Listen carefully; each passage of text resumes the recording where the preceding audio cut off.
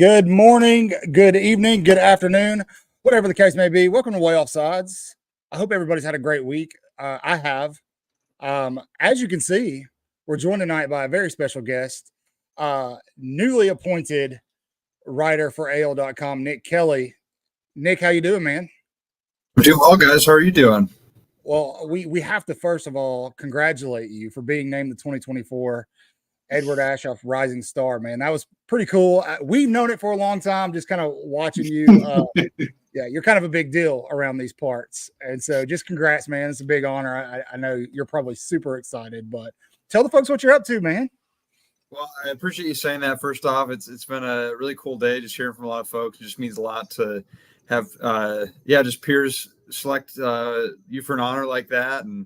But yeah, things are going well. I mean, busy in fall camp. We're, a couple, I guess we're a little over a weekend, and it's been different, that's for sure. But certainly enjoying it, and definitely, I mean, even though I'm enjoying it, I'm ready for some real football pretty soon. So I'm looking forward to August 31 coming up here soon. But how are you guys doing? Oh, we're good, man. Also following fall camp, not as closely as you are, of course, but we talk a lot of recruiting, and that's just, we're kind of at that point where you're like, okay, recruiting's starting to slow down. It's the end of the summertime. Like it's time to get into what Alabama's going to put on the field. So for those of you who don't know, Nick does have access to what's going on in Tuscaloosa for fall camp. Don't tell them that. Well, I mean, he posted on Twitter. I mean, come on. But Nick, I mean, you're part of the media viewing periods and things like that. And so just overall, man, what are you seeing right now in terms of fall camp? Can you tell people what your access looks like, things like that? Well, I can say right off the bat, we did not get ice cream yesterday at practice that's a with shame. that truck there. So I was bummed because I'm a big ice cream guy. It's my weakness. So I was sad not to, you heard the ice cream truck playing outside. We were waiting on the indoor facility, and you could hear the music. And I don't care how old you are, you know what that sound means. And you get all excited. I was sad not to get that ice cream, but no, really, it's been different. I mean, we didn't have much practice access during my time, at least with Nick Saban. So just having access in general is different. But people have talked about the music. The music is a newer thing. Also, it's harder to spot Kalen Deboer than it was Nick Saban. Part of it's the hat, but Kalen Deboer is kind of fairly nondescript in terms of he's just got a ball cap on, just similar crimson outfit. I mean, he's not standing out in the same way that Nick Saban maybe did. And Deboer can get vocal, but he also isn't as loud as Nick Saban was in terms of maybe getting after a guy to cuss him out. So that's not quite Kalen's style. Now, I will say, Kane Womack will get after some dudes. That's exactly where I was going. He's still filling the shoes of maybe saying some colorful language, if that's the nice way to say it. But no, he's got some good fire, and so it's fun watching him coach. It's fun just seeing a few of those. I mean, Freddie Roach has got a ton of energy, as I think people knew from before. Mo Linguist in the secondary is very loud, just a very active coach. Chris Kapilovic on offensive line, he gets right in it. He'll get it, guys. And so, it's just kind of fun to see how these different coaches. Oh, Jamarcus Shepard, also another very vocal guy. There was a drill yesterday where maybe you guys saw it, where it was quarterbacks and like pass catchers, and the quarterback had to throw between 4 dummies that were lined up, and then the receiver ran on the other side of the dummies. And as the receiver tried to catch it, it's just cut, basically over the middle, just 5-yard, 10-yard route kind of thing. And then after the receiver caught it, he had to hold on to it, which included having a staffer take like a padded hand to rake it out.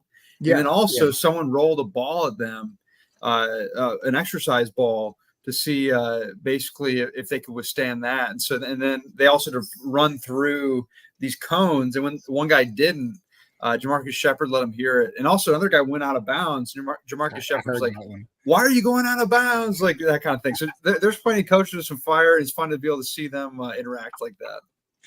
So there's obviously a lot of differences, with the exit of Nick Saban and some of his staff and this new staff.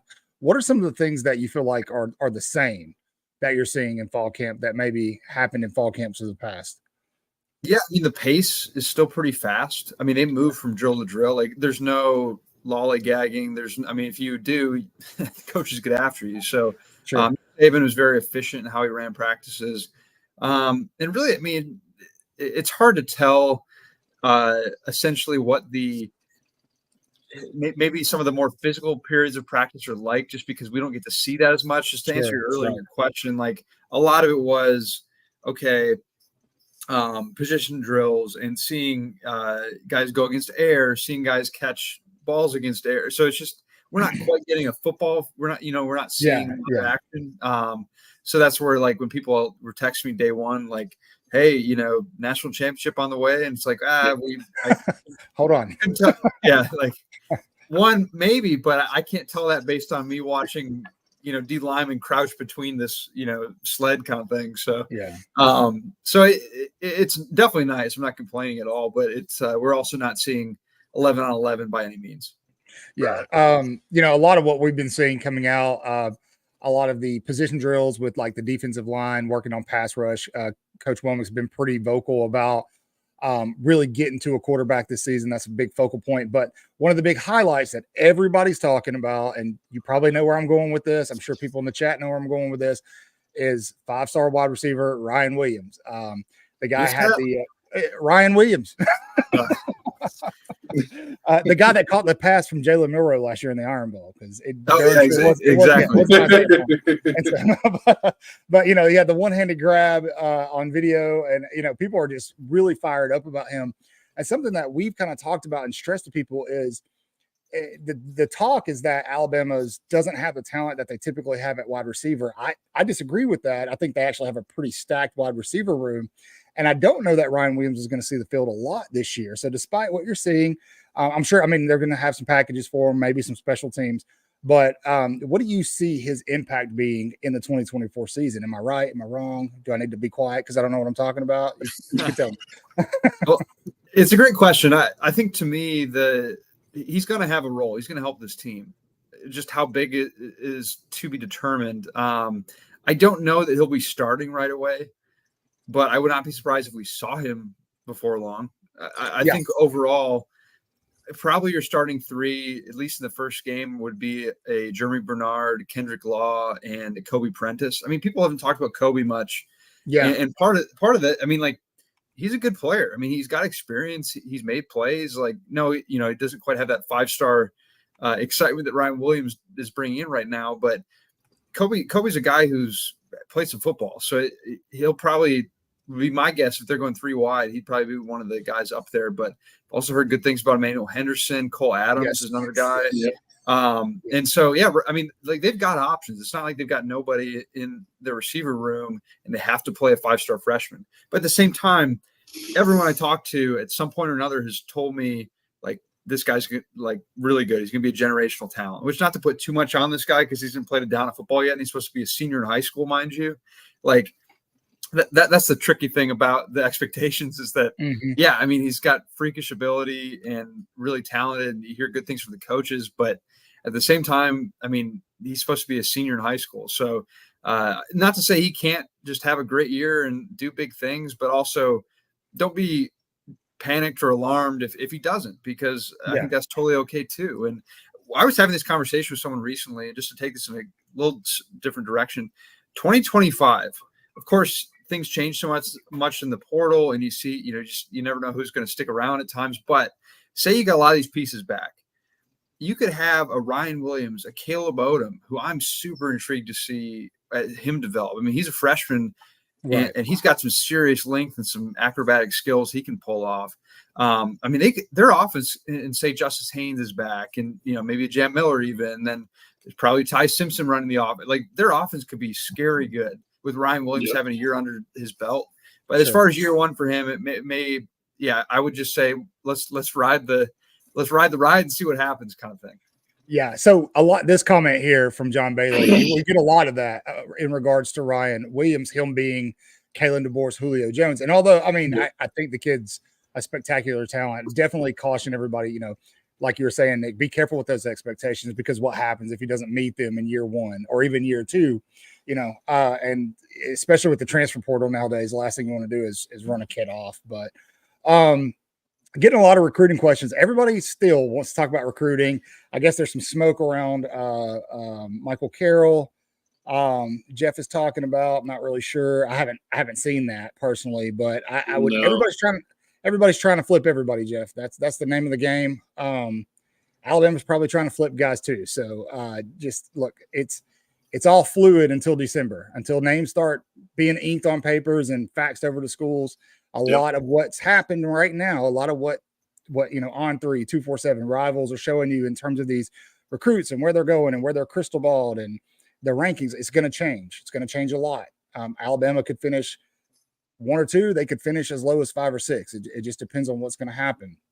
So you just got to kind of be patient with that. But Nick, in terms of fall camp, are there any because I know, like you said, you kind of your access is limited, but in terms of positions, is there anything you've seen that surprised you in terms of position groups or players that maybe no one's talking about or no one's paying attention to?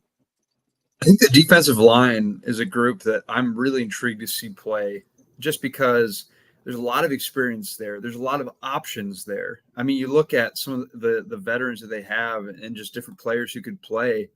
I mean, LT Overton, Jamarian Latham, I think are both top contenders right now to see time in that bandit defensive end spot. And I think both are doing well. I mean, just even in some individual drills, Freddie Roach was praising them. He liked the reps they were giving. And again, these are not – they're not facing offensive linemen, but he was just liking what they were showing. And those were two guys who tend to be toward the front of drills. So, they're leading. They are doing well in practice, it seems. And then you look at Tim Keenan, another experienced guy who I think the coaching staff likes. You got Jaheim Otis, another guy who's experienced. Tim Smith. I mean, and then Damon Payne. I mean, so they've got a lot of guys there. And then Keon Keeley is another one who's kind of been shifted over there from the outside linebacker spot. Now he's a bandit defensive end, or he's training at that. I think it is a process right now moving him into that. Freddie Roach told me as much when I asked him after practice, because it was just a little bit of a shift for Keon Keeley from position-wise when you're putting your hand in the dirt and playing that role. But Freddie's working with him. I saw it firsthand. He was taking time to make sure that Keon's technique was good, because if they can get that guy ready to go, I mean, he could be a heck of a defensive player for them. But I think it's not tomorrow necessarily. It just might take a little bit of time, but he's got some great measurables and talent to work with. So anyways, there's a lot of guys in that defensive line that I like the depth there. I like the options. I mean, they're going to be really key in the pass rush, where to me is one of the biggest question marks, if not the biggest question mark in this team, is what is the pass rush going to be like? Because they don't have that Will Anderson coming back, or that Dallas Turner coming back, or the Chris Braswell even coming back. This guy's a dude. And now I'm not to say that Q Robinson or Keanu Coote or someone like that couldn't be the guy. It's just there's very little track record that we can reference. You don't know who it's going to be going into the season. And I think for me, since the portal opened after Coach Saban left, the two biggest question marks were the secondary and the defensive line. But I was watching, there's a guy, Kangaroo Black, and yesterday he did a breakdown of the star talent on the field, but just listening to that and realizing how much, I mean, you mentioned a few right now that people don't think of anymore, but how much talent and how many guys are still there. And we're talking 4 or 5-star guys. I think Tim Keenan is one of the very few that was a 3-star, but so to Lake Show Boss's point here, I think, and what you said, Nick, especially with the secondary and that defensive line, you give those guys a couple of weeks in live game situations, and there's, you're going to start to see that continuity. You're going to start to see them grow, especially in the secondary. That one makes me a little nervous, just because there's so many pieces from different places and a lot of youth, and you've got transfers and Keon Sabb and Damani Jackson. But yeah, I think the sky's the limit. With Alabama fans, it's really hard to manage expectations. So.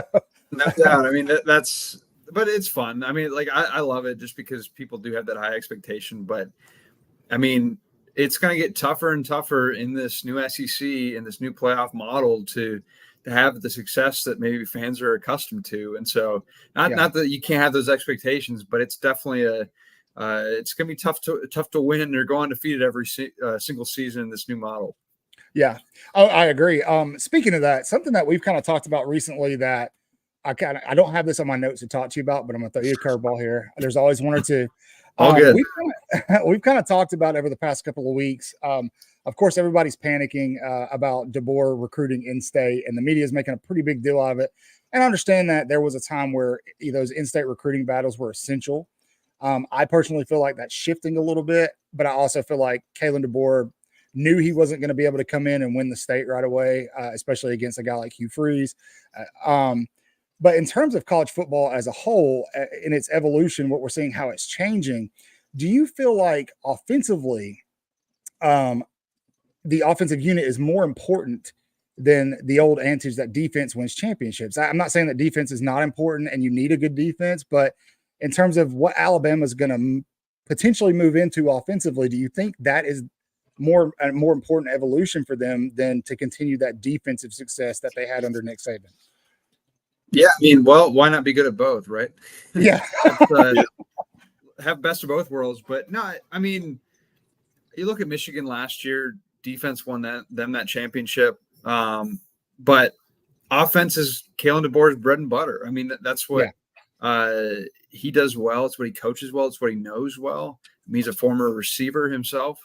Sure. And so, yeah, I think what Alabama fans got used to of Saban having good defenses. Kalen DeBoer's probably going to have some good offenses. But at the same time, it's a question of, okay, how good is the other side of the ball? And that might determine if you win championships or not. Okay. But to your point, yeah, it's a scoring league. It's a scoring era. Offense is the thing. And so you can't necessarily hold teams to 10 points or less a game anymore. Yeah. It happens, not that it can't happen, but on a regular basis, that's tough to do. Now, Georgia's had some tough defenses recently. I mean, again, Michigan had a really good defense last year, but I think if you're going to pick one side of the ball, it's not so bad to have a hot firepower-filled offense that can pretty much score at will. So, yeah. But again, be good at both if you can.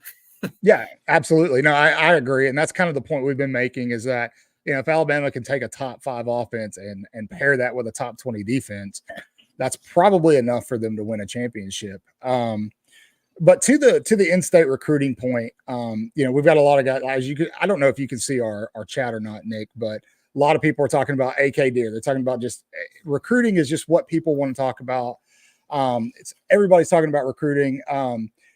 Could you speak a little bit to just your thoughts on the in-state recruits here in Alabama and what that looks like moving forward as to right now, as Kalen DeBoer and as this new season kicks off? Yeah, I mean, full disclosure, I don't necessarily cover recruiting to the full extent that some of the nitty-gritty folks in this market do at a great level. But on a macro level, I don't think there's panic at Alabama with what is happening in terms of Hugh Freeze's success with Auburn in state. I mean, they're good players in state. I mean, why not get them? But recruiting is so national now that you don't have to just recruit your state. You can, and you can do really well doing it because Alabama is a talent-rich state. But I mean, Alabama's got such good connections on the West Coast. They've got such good connections just in different parts. I mean, a guy like Christian Robinson, I mean, don't underestimate what he means to the staff in terms of recruiting and just his experience in the SEC. There's a lot of value there for him. And so I'm not worried. I don't think Alabama's worried about it. Is it nice to get some in-state guys? Yeah, why not? But at the same time, I don't think this is necessarily a case of, here's the guy, Kalen DeBoer, the non-local that he can't get local guys. Like they've got people locally that can succeed. I mean, you got Cam Womack on staff. You've got, I'm trying to think who, Jamarcus Shepard, I think he's technically from Alabama. So, I mean, there are connections to the region. It's not a case of they can't recruit here. So, I mean, they may or may not have success every single year recruiting in state and dominate maybe like Nick Saban did at times. Yeah. But you don't have to have a good recruiting class. They're still number 2 on most of the major sites. Yes, so exactly. I think they're fine. Yeah. Okay.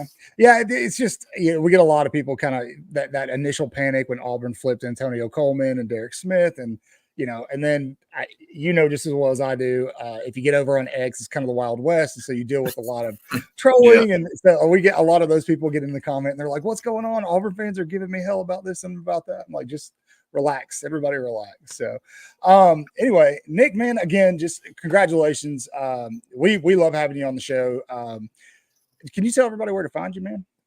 Yeah, just ale.com is where all the work I'm putting together is. And you can find me on X at _Nick Kelly. And Instagram, I'm starting to post a little bit more visual content there. So I think it's at nick.a.kelly is where you can check out that work for I'll post some videos and photos from time to time. So yeah, that's where you're finding my stuff. But no, always enjoyed joining you guys and always fun to chat to Alabama. Look forward to next time as well.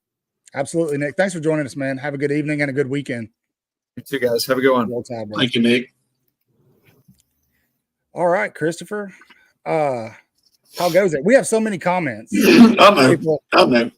It's one weirdo commenting. Who is that, Jimmy? No, this guy. I accidentally brought up Jimmy's comment. Hold on. No, this guy here. Bill. Can't make it on your show. You can't make it to work. No.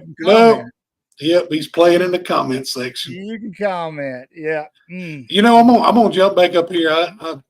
There's a lot of comments that I had to kind of skip over. This one here. I didn't take it that Saban's fall practice was more intense. I think what Nick was saying is that Deboer, you can't spot him like you could Nick Saban. Yeah. And he doesn't say the bad words. Yeah, and he doesn't just stick out because Nick Saban always had the straw hat, and Deboer doesn't have that like immediate identifier. It's more along the lines of what he was saying. Peasy, what's going on, man? Let's see what Peasy's got to say. Peasy, this was a pretty comforting comment by Jeremy Bernard about them the offense scoring, because I mean he came from an offense that was supercharged last season, so you kind of take his word. You would think his word has a little bit of weight to it. I think there's a potential that Bama's a 50-point offense a game against most teams. There'll be a couple they play that'll have the defense to hold them, in the 30s. But just with what that offense is going to be able to do, especially as they get comfortable and get their feet under them as the season goes on, it's going to be really hard to slow them down. Really hard to slow them down. We loved it when Tua and company was hanging 55 on everybody. Yeah. Yep. So I'm just trying to. Chris, you want to read the comments, or you want me to? I'm kind of scrolling through them. It's hard to read them and try to read the questions and things at the same time. But here we are. So I think we did a good job. Yeah, right here. I think Jimmy asked a couple of times if Ryan Williams returning kicks and punts. I think we may see him a little bit, maybe in certain situations. If I have a guess, it's going to be in Bachway. Bach will be one. That's what I would think. But hell, you never know, really. Yeah, it does change up a lot. Yeah. And so, you guys, we talked about this a little bit last night. Oh my gosh, that username right there. Bring up the comment. You know what I'm talking about. I don't care what they said. Put it on screen. Legend, whoever you are, you're now our best friend. We're adopting you. That's it. The Bear had the houndstooth hat. Saban Sharp. Deboer's just a simple ball cap guy like the rest of us, just an everyday man. I hope he does come up with some kind of identifier. Yes. We need something to slap on a T-shirt. You know what I mean? That's and so maybe it's just a sweaty T-shirt. Well, you know that one picture that they've used on everything, man, he just looks like he's all business. He does. Something I have noticed about him, and he's a West Coast guy coming down here. He is constantly covered in sweat. The poor guy. Yeah. I know he is not acclimated at all, but that's okay. Well, I'm covered in it, but me too. I've got insulation. Look, man. Well, that's because you can't pay your power bill, so that's true. Yeah. All this is being. I went that weekend I was down there. Yeah, it was horrible when I was down there. He made me sleep on the couch. What's going on, Tracy? No, it's not going to. There's really not a reason to, bro. I will say that in terms of the kicking unit, Alabama's got the best one in the country. God dog it, man. Dang it, Tracy Brown. Oh, look what you did. I bet he did too, John. I bet he did too. Anyway, before we move forward, guys, as always, you know the drill. We need you to do us a favor. And what is that favor, Chris? That is, go over to YouTube and hit the like button, hit the subscribe, and the notification bell so you know when we're here. Share it with everybody, retweet us, comment on everything. Just, whatever you can do. We need all the help we can get. Yes. And while you're at it, you can also do this. You can also be a member. You can be a WOSN Waaaay Offsides member. We call them WO Insiders. We have two different options, underclassmen and upperclassmen. Underclassmen gives you access to loyalty badges, exclusive emojis. If you're on your phone, if somebody that's a member can just spam some of those emojis in the chat so they can see them. We're working on new ones. We're going to have a ton more coming as the memberships grow. You get access to monthly giveaways, early access to new vids, members only shorts. That content's going to grow as memberships grow. And the upperclassmen is a little bit different. You get access to all those things, but you also get access to member shout outs. We'll do member only live streams during the fall. During the season, you'll get reaction videos as well. We'll do watch parties for football games. We'll be watching some Alabama football games live with our fans. And we'll be even doing some tailgating in Tuscaloosa that our members will be invited to. I will say, if you're there and you stop by and you're like, hey, I'm so-and-so from your chat, we're not going to turn you away.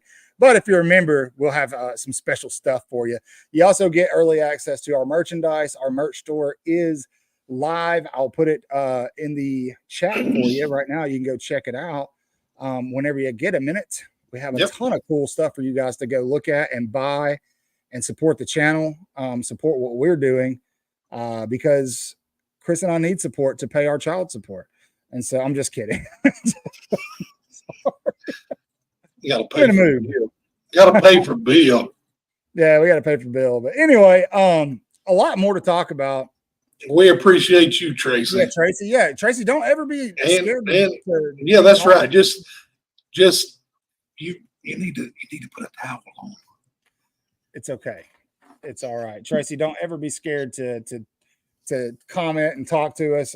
We have our regulars, but it's kind of cool because every show there's somebody new talking to us. Yeah, there we go. Yeah, Bama girl. She is a 100% certified Gump WO insider, and you can tell because her username's green, but she's popping those emojis in the chat so that you guys can see it. Okay, I like that idea. Something to keep in mind, Jimmy. Yeah. So I can maybe whip something up and pop it on a hat or a shirt or something. We'll see what happens. But go take a look at that store. It's in the chat. Well, let's talk some more recruiting. A lot of people were talking about AK Deer, and I know Chris is like,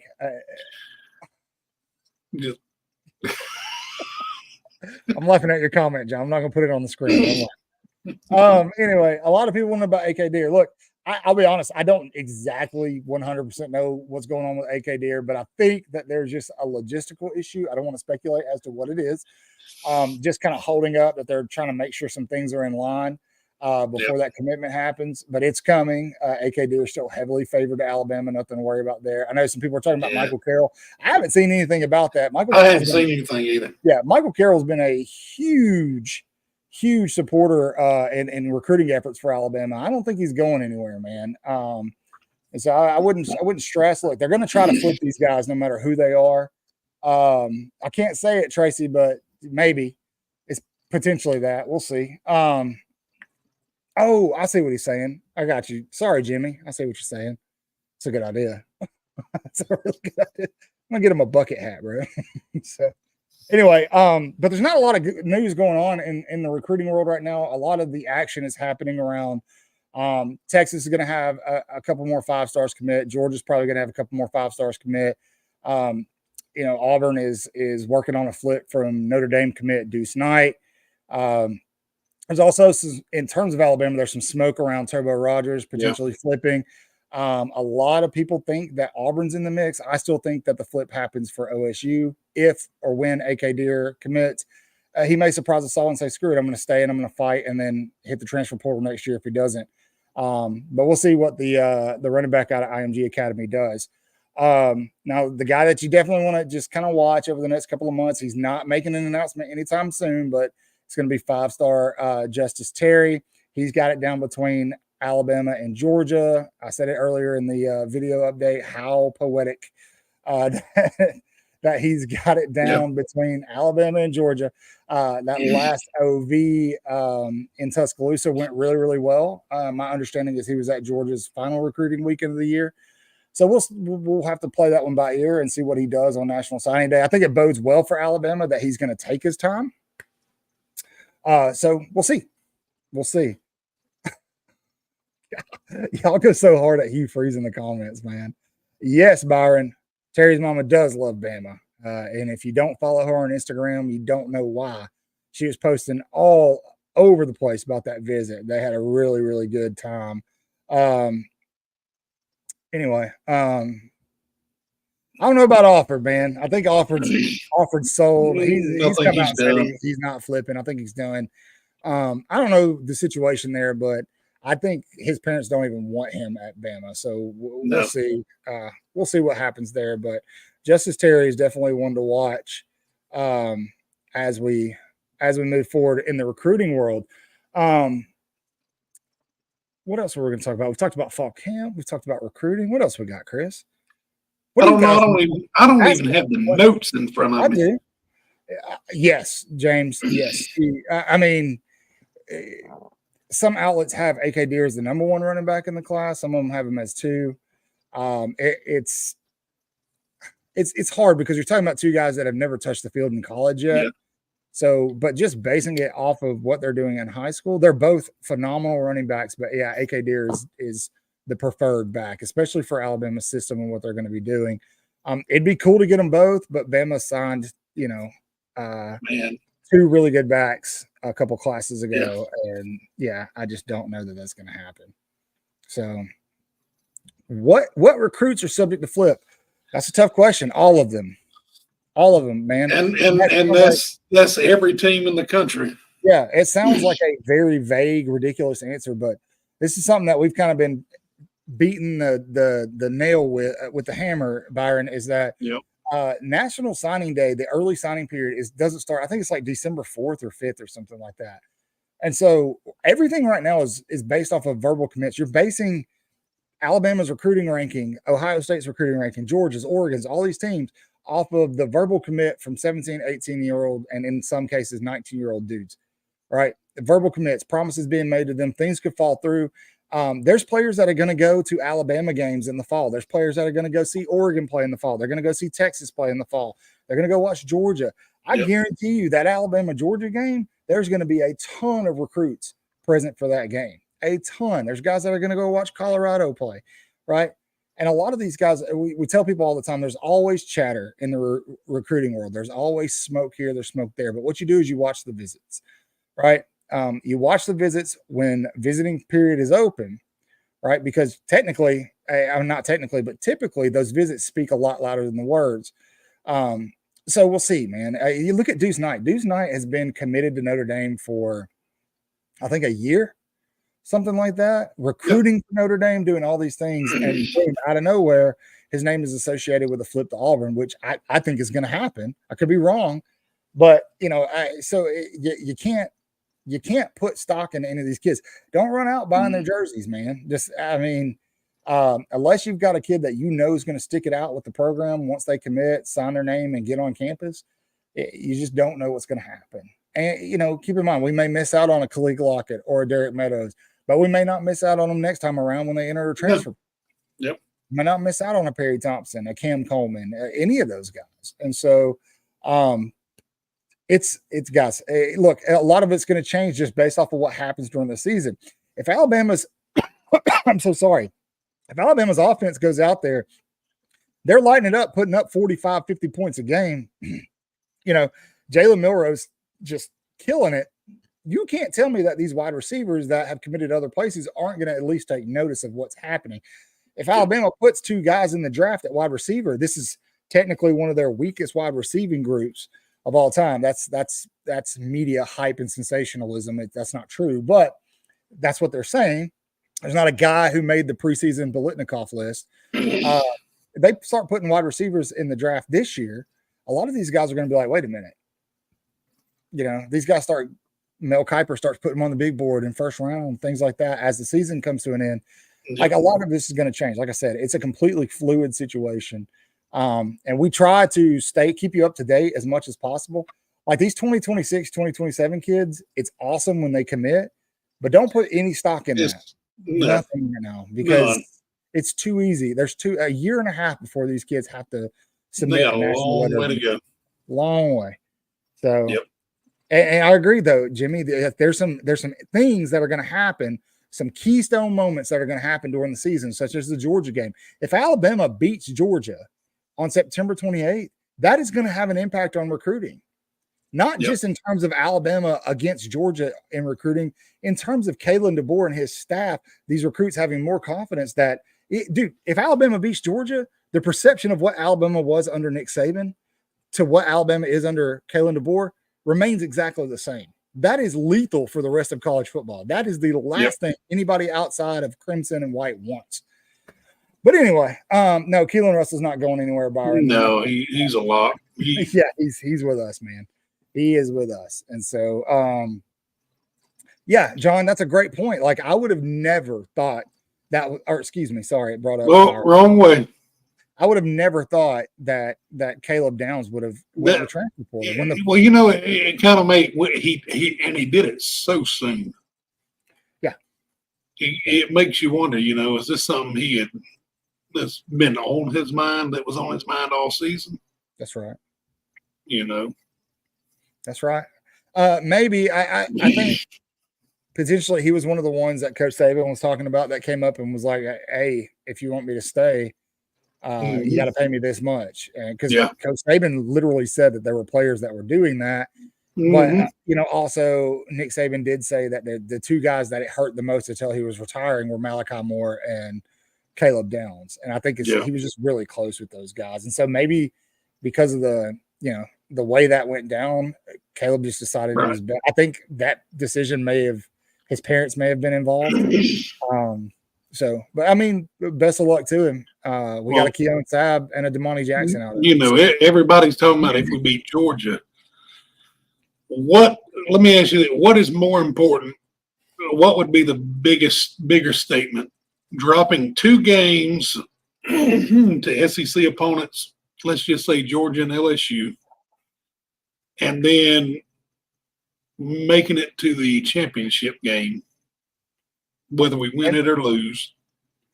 I think that would be. I mean, Kalen DeBoer would make it twice in a row, and then you do that the first year of the 12-team playoff. I'll take a loss to Georgia and LSU on the. Georgia was themed because it's at home, but I'll take that loss. I'll take that. And so, I mean, the talk is going to be that Kalen DeBoer can get to the game and not win it, but that's fine because eventually he will. So, but here's the thing with a 12-team playoff. Let's be real. It mixes it up just. I agree. It's going to mix it up because the sun shines on a dog's ass every now and then. What happens if Missouri makes it and just runs the table? Okay, settle down, Chris. No, come on. I'm just saying. I mean, I get what you're saying. I completely understand what you're saying, but a little unhinged. Let's not worry about Missouri. No, I'm worried about Missouri. Jimmy, this is a great point because there's supposed to be periods of no contact where schools can't reach out. We know that's a bunch of bull hockey. We saw. I don't know if you guys have seen the video of Rah Thomas, the guy that was just dismissed from Georgia and brought up on like child endangerment charges or whatever. But there's a video of him, and he's literally talking to somebody on the phone, and he's like, y'all ain't supposed to be talking to me, but Auburn reached out. Hugh Freeze reached out to me. And so it goes on way too much. It's the Wild West, man. It is the Wild West. So anyway,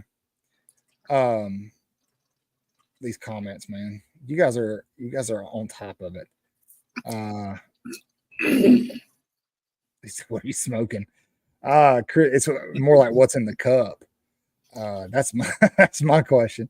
Let's talk some schedules, some SEC opponent schedule breakdowns. We've been doing this for a while.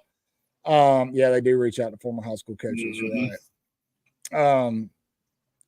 We've been doing this for a while. We've done Georgia, Auburn, Tennessee, Oklahoma, South Carolina, Florida, Texas, Missouri, Vandy, Ole Miss, and Arkansas. No, we're doing Vandy, Ole Miss, and Arkansas tonight. Excuse me. And so, yeah, we're looking at opponent schedules for 2024 or other SEC school schedules for 2024 and breaking those down. And then finally, we'll go through Alabama's. Let's start with Vandy because I feel like that's going to be the easiest one. It's going to be easy, very easy. There with the Vanderbilt Commodores. Chris, you want to just kind of take us through the list and we'll. Yeah, I think they'll play Virginia Tech at home. I think it's a loss. Alcorn State at home, it'll be a W. Win. At Georgia State. L. I'm on the fence, but let's call it a L. Okay, L. At Missouri, L. L. So they're 1-3. Against the bye, L. Now then October 5th, they go to Bama, L. Big L. At Kentucky the week after. No, they play Bama. Bama plays at Vandy. So that'll be an L. Either way. At Kentucky, L. And then they come back home to play Ball State. I'll give them a win. So 2-6. Texas at home, a loss. At Auburn, a loss. South Carolina at home, a big L. They're going to lose the rest of their schedule. Yeah, so 2-10. 2-10. That's awful. It's horrible, but even if you give them the Georgia State game, man, it's 3-9. But let's look at it. Let's look at it this way. Watch out! Ooh, I did not know this, James. I didn't either. Auburn better be careful. Auburn better be careful. There's a cut. South Carolina better be careful. That's all I'm saying. Auburn will lose to Vanderbilt. Howard? No, come on. No way, bro. No way. I'm sorry. Keep that receipt. Whoa, no. Keep that receipt. Listen, Vanderbilt keeps the collective GPA up, man. It's of the conference. It's okay. We love Vandy. That's what they're here for. Yeah, and every 4 or 5 years they have a decent baseball team. Yeah, I was about to say baseball. They used to be good at basketball a long time ago. Yeah. All right, guys, we're gonna do Arkansas next. Give us your predictions where Arkansas finishes. Here we go. Let's see. Yeah. Where'd you get these schedules from? I stole them off of Google. I like them. I like this one. All right. Yeah, it's kind of old school. It's got that old school feel to it. It's like I'm going to say Pine Bluff at home. That's a W. At Oklahoma State. What do you think about that one? What the hell is Arkansas Pine Bluff? What's that mascot? All right. Here we go. Let's find out. Take them down the list. We're going to find out about this mascot. All right. So Arkansas Pine Bluff, that's a W. Oklahoma State is an interesting one. I think that's a win for the Razorbacks. So I'm going to put them at 2-0. Versus UAB, that is also a W. So I'm going to put them at 3-0. Watch out now. At Auburn, I'm going to put it as an L just because it's at Auburn. Probably a very close game. They could easily beat Auburn. So I'm going to put them at 3-1. Now, what about A&M, Chris? I'm gonna, I'm on the fence about it because I think Arkansas, I think they can pull this one off. Yes, I do too. But for the sake of A&M or Auburn, let's give them a win there. They're going to beat A&M. Okay, we'll give them a win. Howard's just like everybody's beating Auburn. Everybody. I love it, Howard. Oh, a loss against Tennessee, loss against LSU. Yeah. Mississippi Let's see. State. I'm gonna give them a W at Mississippi State. Over that.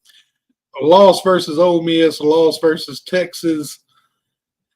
A win. I don't know about Louisiana Tech. That's one of those that they could come to your place and just beat you. But we'll give them a win. John, I believe it's Tyler Green, transfer from Boise State, if I believe that's correct. Anyway, go ahead. And then, you know what? I think they're going to play Missouri close. Yeah. But I think it's going to be an L. What is an L to Missouri at Missouri? So what was that, like 6-6, something like that? I wasn't counting. You what? You're supposed to be counting. I was doing. I was trying to research the damn Pine Bluff mascot. By the way, it's the Golden Lions. The Golden Lions. That's a cool mascot. All right. So Arkansas 6-6. What about the rest of you? What do you got them at? Tell us. Put it in the chat. Everybody in the chat's talking about they suck. Auburn loses big. Bobcats fighting pine cones. I like the fighting pine cones. I do too. I kind of like that, man. That's not a terrible mascot. The fighting. You weren't as far off as you think you were, Jimmy. No. The Golden Lions. All right, let's do Ole Miss. Let's move to Ole Miss. Guys, let us know. Trap games for Ole Miss. What do you think their final record is going to be? Yes, if you think they're going to make the playoffs. No, if you think they are not. I do not think Ole Miss is going to make the playoffs, despite what everybody everywhere else is saying. Here's their schedule for 2024. Well, if I could read that, I don't know what you're doing. I can read it. I got you. I got good eyes. Well, help me. Starting off with Furman, that's a W. That's a W. Yeah, and then we move into then we move into Middle Tennessee and Wake Forest. Those are all 3 wins, I think. Yeah. And then Georgia Southern. So they're going to start off for it. Man, they have their schedule sets nicely. 4-0. They're playing Kentucky at home, 5-0. Yeah. Then South Carolina 6-0. Wow. And then a big L. Then they run into LSU. 6-1. 6-1. Now, Oklahoma at home. I'm going to call that a loss. I'm going to call it a win. All right, we'll go with you. Yes, John, I'm with you. Their freaking schedule is insane. 7-1. 7-1. Arkansas, that's a 8-1. 8-1. Yep. We lost you. And then Georgia, yeah. So yeah, they're going to be 8-2. And then Florida will be interesting because I believe that's at home. I think Florida gets them, man. I think by that time in the season, Florida's going to be. Do you think they'll be in there better than people think they're going to be? I think they're going to be the ones that crush dreams this year. I do too. They're gonna lose the games that don't really matter, and then win the ones that do. That's interesting. So really, I mean, we've got them losing 2 SEC games. So there has to be one upset in there somewhere for them to not make the playoff. If Florida is my guess, is who'll do it. Yeah. All right. So I have them at 9-3. I can agree with that. What do you guys think, chat? What do you think? Tell us what you think. Tell us now. You know, I don't like talking to a circle. Sorry about that. I forgot I had my camera off. So that's on me. Did you really? Mm-hmm. Could you not see what was going on? No, because the graphics were in the way. That's okay. No, it wasn't. Just booty juice. Hey, man, if anybody can screw up that schedule, it's Pete Gold. so anyway, yeah, Lane, analytics might get them. It'd be Auburn 67. Dude, Howard. I love Howard, man. Howard's like, just F them trees, bro. F them trees. You see our boy Marquise Mays had surgery today. I think that was his son, was it not? Was it his son? I don't know. Yeah, I think his son got hurt. I don't know. I just saw a picture and him saying something, and then my internet crashed. Yeah, I think that was his son. I could be wrong. My popcorn is going still. How many teams make? I think 3. I think 3 make it. I think you're going to have Georgia, Alabama, and Texas. Those are my 3, potentially 4, and the 4th would be LSU. We could be way off. Yeah, and it could end up being 5. And 5 would either be Tennessee or Ole Miss. Could end up being 2. I don't know about all that, but the problem this year is that if you look at the strength of schedules, and we'll go through this eventually before the season starts, a lot of the SEC schools are in the top 10 in terms of strength of schedule, like how hard their schedules are going to be.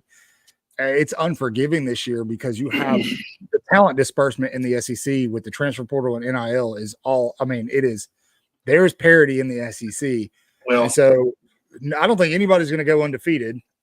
So the question is going to be who loses 3 games because it used to be, yeah, you can get in with 2. If you got 3 losses right now, I don't know that you're going to make it this year. So we'll see. But here's the thing: who do you know who has the toughest schedule this year?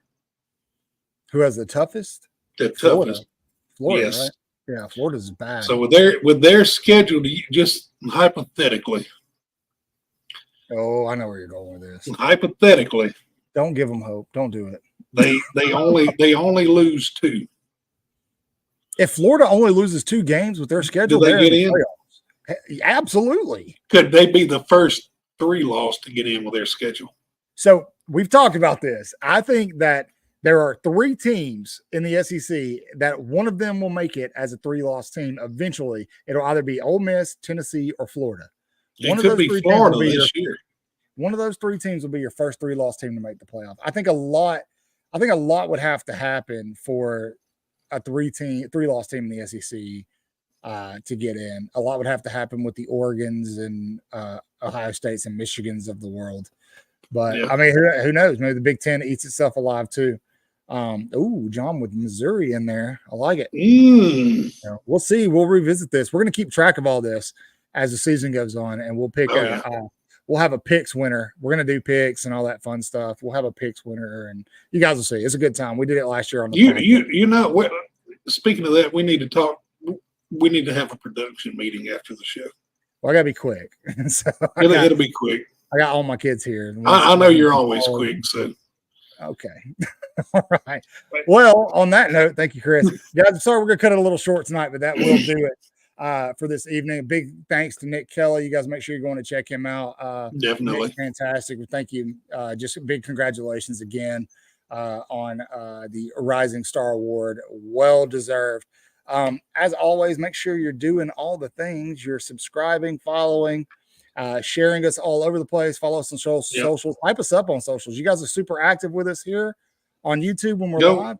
That's it. Yeah. Go make another YouTube account and subscribe. Yeah. Find us on Facebook. Find us on TikTok. Find us on Instagram. Find us on Twitter. Twitter's where we're most active. But be active with us there too, man. We love you guys. You guys make this a lot of fun.